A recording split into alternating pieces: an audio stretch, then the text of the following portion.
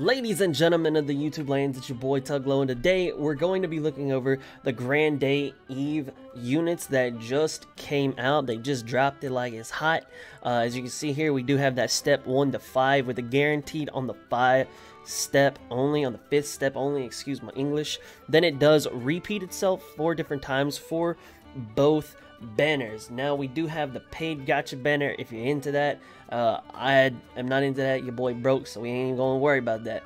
But I will say that these 2 units are going to be for the first set of paid gotcha units. Then the next one will be I believe it should be the Finn and the Asfi, and then the last one will be the 2 assist with the Eina assist and the Freya assist as well. Let's go ahead and check these units out and then just kind of give a brief little talk about them, see get a few little thoughts about these characters. I believe the first character is going to be Finn. Now, as we can see his stats, he's got 2 double S stats, 1423 strength, 801 agility, 548 dex, 2676 HP. Now that will be upped a little bit when it comes to war games, and then he does have that the defense of 430. That's his endurance. His abilities, he's got a single target, ultra physical attack with ultra penetration rate and a temporary strength boost. He does have a burst skill, which is a single target skill, high physical attack with a temporary strength boost. He does have an AoE attack that is going to be a mid physical attack, no boost, no nothing else, just mid physical attack. Then his final skill is going to be a single target low physical attack and a self strength plus 75% buff for 4 turns. Now, one thing that I do want to mention is that typically all these units that we're pulling for, and the best way that we generate income, or income being Iris, is going to be through war games, and it's going to be through the record buster, seeing that we get those every other week, depending on which one you're looking at. Either which way, for record buster, that's the one where we're killing Otaro, you do want to focus for a strong single target attacker, whether it be someone like Anya Frommel, whether it be someone like Shizu and Riku, whether it be this Finn. He is going to be very strong for something like record buster. Now, I will say this, even if he's a little bit weaker, he doesn't have the plus 75% strength buff. I do have Shizu and Riku at plus 5 compared to the King Otaro from the Spring Devotion banner. He don't even stand a chance, man. AoE still is very, very strong, whether it be magic, whether it be physical. AoE is still very strong, and it's got a quicker chance to wipe out your entire team versus just targeting and singling out folks one by one by one. But I do want to say, since they implemented the new AI changes, I will be kind of waiting for a second before I go through with that assumption and that analysis of the past and saying, okay, can Shizu really pump out that damage? Will he be able to one-shot KO, whether it be a healer, whether it be, that Otaro, so I'm gonna wait on that. But this fella is definitely going to be good for record buster, and we're gonna have to wait to see if he's gonna be strong for PvP or if AoE will still reign supreme over the single target attackers for PvP. So that covers the Finn. Now, if you don't have a single target attacker, definitely try to pick one up. I definitely think he is a very, very solid unit. Definitely worth the Iris if you can get him. Now, the next character we'll be talking about is going to be the Riveria. Now, gorgeous. I do like her little get up. She a little thick back yonder. So one thing that is cool, she's a balance type. You can see her stats right there. She does have her magic at least over 1,000, so I do appreciate that a lot. Her abilities are as follows. She does have the AoE ultralight magic attack. I be getting that confused, with the 30% seal on all foes, so that's great. We do have an AoE for all the allies, magic plus 45% for 4 turns. That's huge. That is extremely huge. Then we do have the AoE fast mid-light magic attack with a 15% chance to stun. So I like how they're mixing it up. You know, it's not just seal or it's not just charm or whatever the case may be. They mix it all up. You know, that's cool. That's I can appreciate that. And for the last ability, we do have the high light magic attack and light resist minus 25% for 4 turns. Now, one thing that I can't appreciate is that, you know, she's balanced, so she does help herself and her team out by, you know, giving you that magic buff and then taking away their light resist. The reason why light resist is so good, that debuff is so good, is because you look at Lafia, the Sword Oratoria banner Lafia, you look at her, you look at the previous or the current, I guess, Lily Ruka that we just had. She's light based as well. A lot of the characters that are the attackers, magic attackers, are going to be more light based rather than, you know, a different element like, let's say, fire or ice or dark or wind, whatever the case may be. Most of the newer things that have popped out are going to be light based, so kind of stacking those two, that buff and that debuff, is going to really hit it home, and it's a very strong balanced type character. She definitely does have those niche spots, but imagine putting her with somebody like that Sword Oratoria Lafia. That's gonna do a lot of damage, man. That's gonna set you up for a very strong magic attack attacking team. So this Riveria is definitely a strong pull as well, just to complement a already built team. Now, if you don't have something, you know, if you don't have your basics, like, you know, like a healer, if you don't have your dedicated attackers for magic and physical, then, you know, if you get lucky and you get her, cool, but that might not want to be your best focus for right now. The next character we'll take a look at is going to be the new Asfi. Go ahead and put this up right here. You can see she is a balanced type as well. Her magic is going to be the only thing over 1,000. I can definitely appreciate that. So starting off with her special, it is an ultra physical attack with max HP, 25% damage, poison, and ultra rate. I ain't even going to front. I don't know what that second half means. I see that we get that ultra physical attack, but does that mean after that we also get 25% extra damage that's dealt as poison, or is 25% of this ultra physical attack dealt as, you know, poison damage? I don't know which one that is, but hey, it's cool. It's an AoE damage ability. I like that. The only thing that the poison thing kind of throws off is with the poison meta kind of being, you know, dead. With the anklets that we have, with all the different types of assists that we have, and, you know, we kind of can build up against it now. You know, it might not be as strong as it seems to be on paper. Her first ability is going to be an AoE high physical attack, nothing special. Her second ability is going to be an AoE for your allies, fast all attack damage minus 30% for 3 turns. So I believe any damage that you take is minus 30% damage for 3 turns. That's how I read it.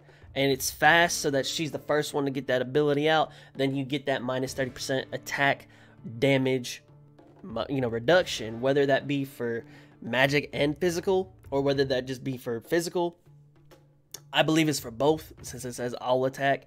But, you know, I could be wrong. Either which way, minus 30% damage is going to be a huge thing, whether it be for PvP, whether it be for Record Buster, whether it be for, you know, Monsterphilia, for the stories, for any events that come out in the future, for any heroic trials as well. That's really, really strong. I like that a lot. Then the last ability is a mid heal and counter rate plus 30% for 2 turns. I kind of took a book out of Photo and So's abilities and just switched the guard rate to the counter rate. Now, I don't know which one is technically better. I know with the counter rate, you're going to take the full amount of damage, but you're going to be able to attack back. The only thing is if you die there, you ain't going to be able to attack back. So I think just for defensive purposes, the guard rate is going to be a smidge bit better, but if you can live and counter back, that can always help you get that last little bit of edge on that Record Buster, that last little bit of attack to, you know, whether it be build up your special or just flat out kill the opponent in PvP war games. Definitely a solid unit right here. Then I believe the last adventure type unit is going to be Filvis. Now, this is definitely more on the elegant side. This ain't, show no thickness, so it is what it is. I definitely ain't hating, I can appreciate. She does have 2 double S abilities, or stats, with her agility, 754, magic 1325. That's pretty strong for the magic. I do like that. So, let's take a look at her abilities. She does have the AoE Ultra Thunder magic attack with temporary magic boost. I like this a lot already. Then she has a single target attack, High Thunder magic attack, and Thunder resist minus 40% for 2 turns. Very, very strong. Then she has the AoE High Thunder magic attack and Thunder resist minus 30% for 2 turns, but that goes for AoE for your foes, not just for a single target. Then her last ability is going to be Self Guard Rate plus 45% for 3 turns. That is juicy right there. Now, one thing that I do like a lot about this character is that they kind of mesh it all together. It's going to be, everything is going to be thunder focused. Now, like I was saying earlier, a lot of our newer characters are around light-based magic abilities. There isn't really much dark, there ain't much fire, there ain't much, ice, air, whatever the case may be. Out of the newer ones, yeah, we've had the rate ups for, the Bathroom Princess Eyes and whoever else it may be. You get wind here and dark here, but the new characters coming out have mainly been light magic. I like her because she has that thunder magic, and I just like it a lot, man. It's just juicy. I like this. It's kind of a switch up for the elements, especially because, man, in Monster Philly, your boys we getting booty blasted at like gate 6, stage, whatever it is, 4 or 5. I'm getting wrecked there, so I might have to pull for her. Help me out on that. Now, for the 2 assists, I believe one of them is going to be an Eina assist. You can see her stats here. She's going to be a magic-based assist. Very, very high magic. Nice HP as well. But the thing with her is that she nullifies 2 magic attacks, excluding special arts, once she's at MLB. But if you just have her at the normal, she will only nullify 1 magic attack. This is the exact same thing as the Chloe Lolo assist, but this is just for the magic-based type. So that's pretty cool. And on top of that, she's all in blue. She's really, I like, me with color blue. Me, we do what we do. This character, or this assist rather, is very strong. And I have a lot of reasons why I believe that you should go after this character, especially since it's on rate up and it's basically like Chloe Lolo. I think it's very strong. Definitely a must grab if you got the iris for it. Then the last character is the Bodacious Freya. Most Bodacious Freya. We can see here. The cool thing about this is she is an endurance-based assist. She doesn't really care whether you're strength assist or whether you're magic focused. She gives you all the endurance and says, you put me wherever you want, I'm gonna do my work either which way. And yes, she's doing that work. Now the thing with her is she's going to be a charm resist plus 100% at max limit broken, and she does do that minus 8% endurance to all foes. When we have her at normal, she's just going to be 75% charm resist with the 6% endurance rate. This one compared to the Eina assist isn't that, utterly fantastic. It's not like, ooh, game breaking, fantabulous, whatever the case may be. But she's still a very strong unit. It kind of reminds me of this. Oh, nope. It reminds me of this Hestia assist, where she does the stun resist, but has the endurance debuff as well. It kind of puts 2 assists in 1. I know some of them, whether it may be, you got to get the physical resist debuff from your Hephaestus, and then you got to get like a stun resist from, I think it was Misha or someone else. Kind of puts the 2 in 1. That's what this Freya is doing here. She's kind of just putting both things into 1 assist, and she's making it really good. So definitely not the best, but she's still very strong in her own rights. I don't know if we're going to be having a new meta coming up soon, whether it be the charm meta for them just bringing this out, or whether they're just putting her with the charm, because y'all know how it do. But I will say this, should you pull for these banners, I definitely believe that you should pull for these banners, especially if you can hold out for the, if you have the income to do so with the game. Now, like I said, as you see here, I got 0 paid iris, I got 8,000. How did I do it? I'll make a video for it, don't worry. But the banner that I think that is probably gonna be the best, I personally think is going to be this banner. You have that Eina assist, which is the Chloe Lolo. You have the single target attacker with Finn. You do have the Asfi. So her with her debuffs, with her heals, with her counter rate up, all that good stuff. I think this is the solid banner. But I will say you definitely cannot go wrong pulling on this banner as well. You do have that Thunder magic attacker with your Filvis. You do have your balance type character with your Riveria. And just seeing Riveria, you know, fighting with Freya, I think that's just gonna be cool in and of itself, you know, if you get her. But the one thing that kind of makes me like, is going to be the Freya assist. I wish it was something like, you know, whether it be, you know, seal resist 75%, and then at MLB it becomes 100%. If it was seal resist, okay, then it'd be very tough. But I think that just because of the Freya assist, this banner is definitely going to be the banner that I'm going to try and summon on. Also, if we do the math, 1,500 to get to step 5 per banner.